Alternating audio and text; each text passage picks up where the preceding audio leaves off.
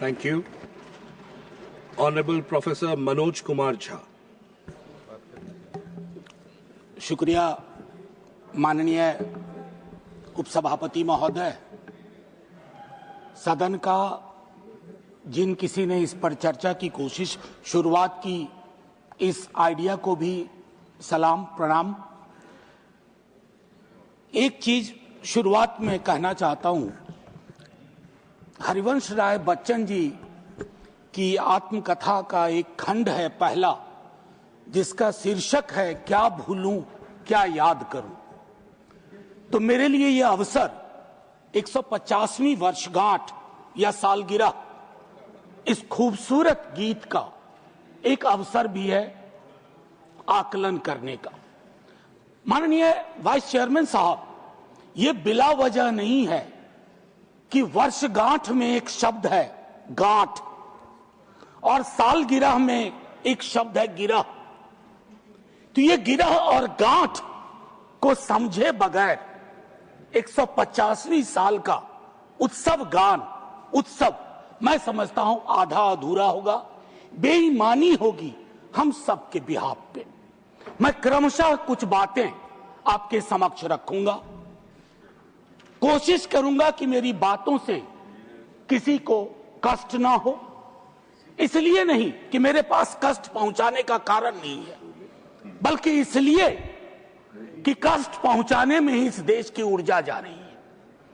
जिन ओहदेदारों को मलहम लगाना चाहिए वो नमक की बोरी लेके जख्मों पे छिड़कते हैं। तो इस परिपाटी को बंद करने की चेष्टा होनी चाहिए। मुझे स्मरण है कि कई साथियों से जब बात होती है, सत्ता पक्ष के भी हैं, वो भी ऐसा ही विचार रखते हैं। गर्व की बात है कि क्योंकि ये गीत हमारी सांस्कृतिक और भावनात्मक एका पहचान का प्रतीक।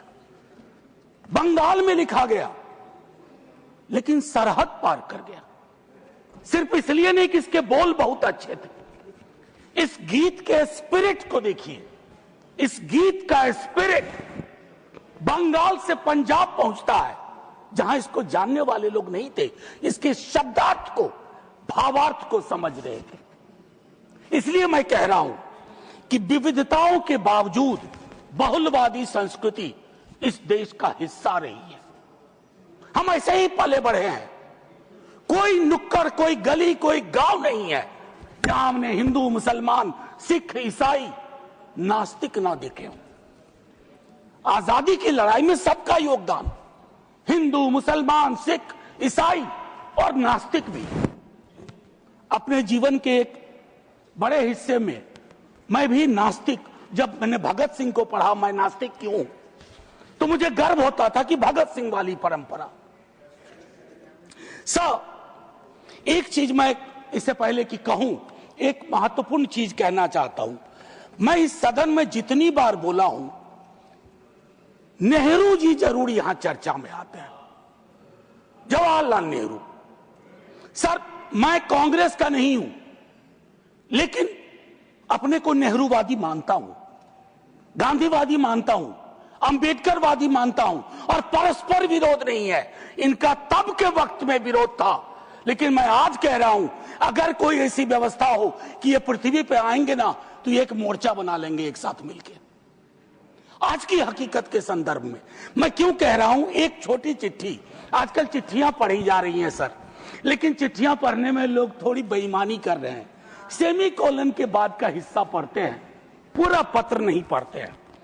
अमृता शेरगिल जी जवाहरलाल नेहरू जी को लिख रही हैं, यह है नवंबर 6, 1937। सर गौर कीजिएगा, बहुत प्यारी खूबसूरत चिट्ठी है। यह चिट्ठी कहती है, उनकी किताब मिली थी आत्मकथा।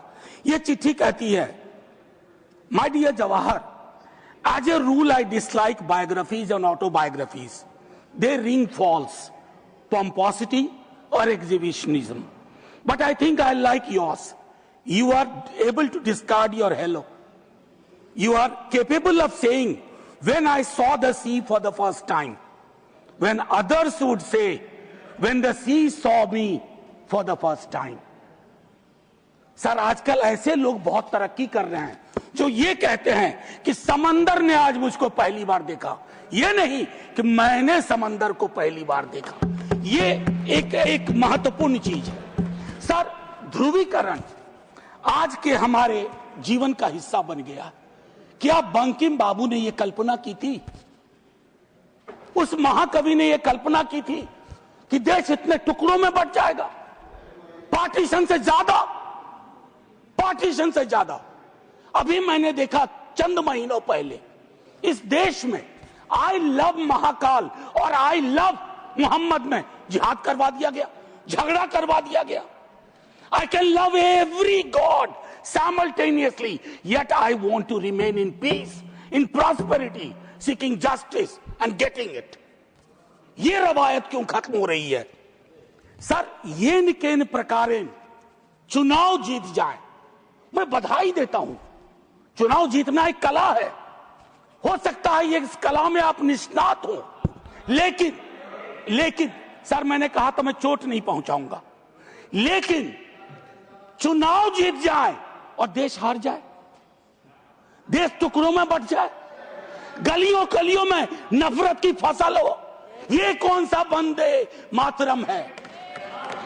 ये कौन सा वंदे मातरम है? मैं सिर्फ ये कहना चाहता हूं, चुनाव जीतने की कई पद्धतियां हैं। कुछ पब्लिक को पता है, कुछ अभी नहीं पता है, आने वाले दिनों में पता चल जाएगा, क्योंकि इस मुल्क में कोई सीक्रेट बहुत दिन छुपता नहीं है। लेकिन एक चीज जो सबके सामने उजागर है कि आप चुनाव के वक्त, चुनाव से पूर्व, चुनाव के दौरान आप किस प्रकार की जुबान बोल रहे हैं। सर मैं जानता हूं जब तमाम हमारे सीनियर साथी लोग, मंत्री लोग एक दिन तो पब्लिक लाइफ छोड़ के जाएंगे, मैं भी जाऊंगा छोड़ के सर, मैं भी छोड़ के जाऊंगा, लेकिन मूल्यांकन करूंगा मेरी बातों ने कितनों को चोट पहुंचाई है, कितने घर में दीवारें खड़ी कर दी, कितने गांव में तकसीम जैसे हालात कर दिए। मैं वंदे मातरम के माध्यम से कश्मीर पे बोलूंगा, शाम में मेरी ट्रोलिंग हो जाएगी, मैं नहीं बोलूं क्या? चुप हो जाऊं भय से, डर से? सर 1 मिनट का वक्त दीजिए, मैं ज्यादा वक्त, मेरे दूसरे स्पीकर हैं वो बोलेंगे, बस मुझको 1 मिनट का वक्त दीजिए। मेरी बातें अधूरी रह गई हैं, लेकिन ऐसे अवसरों पर अक्सर होता है।